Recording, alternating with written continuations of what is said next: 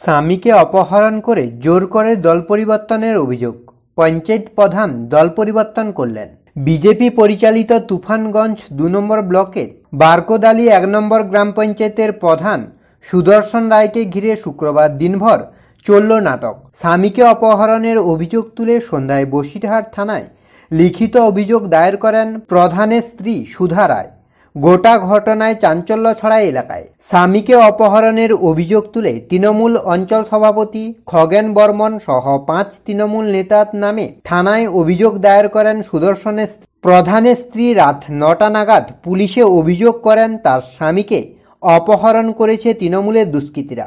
এদিকে রাত ১১টা নাগাদ সেই পঞ্চায়েত প্রধানকে দেখা যায় তৃণমূলের কোচবিহার জেলা কার্যালয়ে হাতে তৃণমূল পতাকা নিয়ে জোড়াফুল শিবিরে যোগ দিচ্ছেন। তৃণমূল যোগ প্রসঙ্গে সুদর্শন রায় বলেন, মা মাটি মানুষের উন্নয়নে নিজেকে সামিল করে মানুষের কাছে উন্নয়নমূলক পরিষেবা পৌঁছে দিতে যোগদান করছি।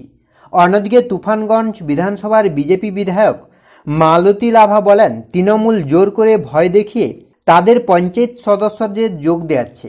সুদর্শনকে অপহরণ করে যোগদান করানো হয়েছে।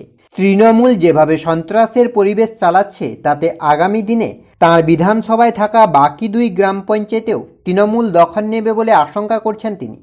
যদিও অপহরণের অভিযোগ মানতে নারাজ তৃণমূল, দলের জেলা সভাপতি অভিজিৎ দে ভৌমিক বলেন, জনগণের ভোটে নির্বাচিত হয়েও এতদিন সেভাবে কাজ করতে পারছিলেন না তারা। সেই কারণে মমতা বন্দ্যোপাধ্যায়ের উন্নয়নে সামিল হতে, সাধারণ মানুষের সমর্থনে কাজ করতে এরা নিজেকে আমাদের দলে যোগ দিলেন।